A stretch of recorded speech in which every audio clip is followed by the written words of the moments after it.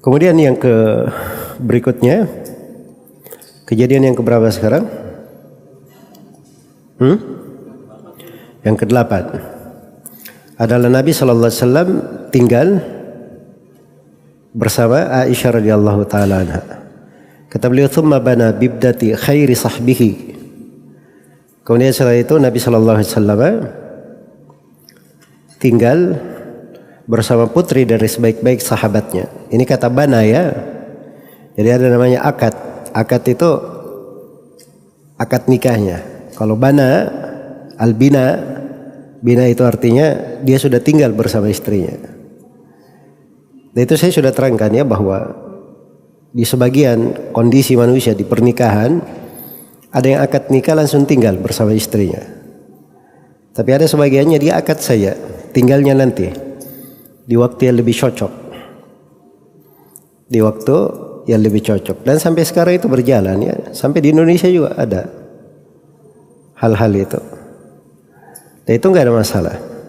Itu bagus. Baik. Jadi Nabi SAW di tahun pertama itu tinggal bersama Aisyah. Dan waktu itu Aisyah umurnya berapa tahun? 9 tahun sebagaimana telah diterangkan. Berikutnya kejadian yang ke-9. Kata beliau, "Wa syara' al-adana faqtadi bih." Ini syariat adzan. Iya. Syariat dari adzan. Wa syara' al-adana. Dan beliau mensyariatkan adzan. Dan dimaklumi ya kisah syariat adzan itu. Ya tadinya sebelum ada syariat adzan cuma diumumkan saja waktu sholat, atau diumumkan telah hadir waktu sholat. Begitu dahulu sebelum ada syariat adzan. Kemudian ada proses ketika akan disyariatkan, sahabat memberi usulan-usulan. Tapi banyak usulan itu ditolak oleh Nabi SAW. Setelah itu Abdullah bin Zaid bin Abdi Rabbih, beliau bermimpi mengumandangkan adzan itu atau melihat adzan tersebut. Itulah adzan yang biasa kita dengarkan ya di Indonesia. Iya, dengan kaifiat itu. Maka begitu diceritakan kepada Nabi SAW, beliau pun sangat bergembira. Dan beliau perintah supaya adzan itu diajarkan kepada Bilal, agar supaya Bilal mengumandangkan adzan tersebut. Iya.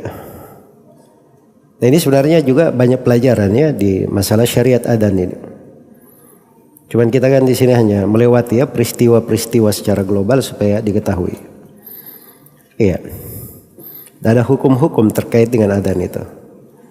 Karena itu yang mimpi adalah Abdullah bin Zaid bin Abdi Rabbi, itu yang mimpi. Tapi kenapa dia bukan dia yang adzan? Sebab adzan itu ada syaratnya. Dan ada kriteria untuk yang lebih baik. Iya. Karena itu dikatakan setelah disuruh ajarkan adzan itu kepada Bilal, Nabi berkata, "Fa innahu anda minka sautan." Karena Bilal ini suaranya lebih jernih dan lebih nyaring daripada kamu. Iya. Dan dilihat itu jernih dan nyaringnya, jauh lemparan suaranya. Iya.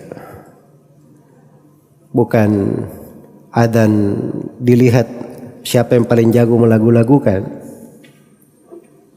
Jelas ya?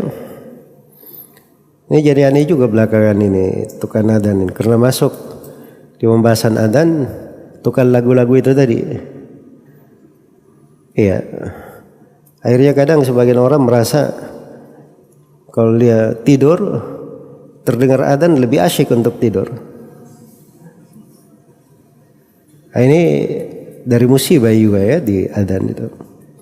Ya adzan itu yang dilihat adalah pelemparannya, nyaring, sampai. Ya. Nah, itulah adzannya Bilal radhiyallahu ta'ala anhu. Iya. Baik. Jadi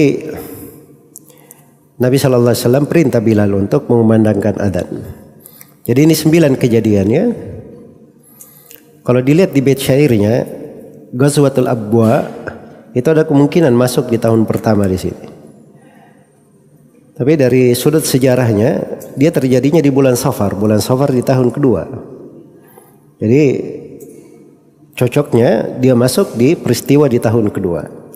Maka kita akan hitung pembahasan Ghazwatul Abwa di tahun kedua.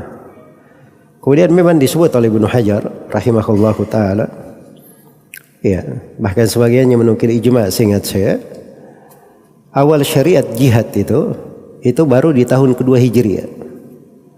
Baru di tahun kedua Hijriah. Maksudnya jihad dengan tangan.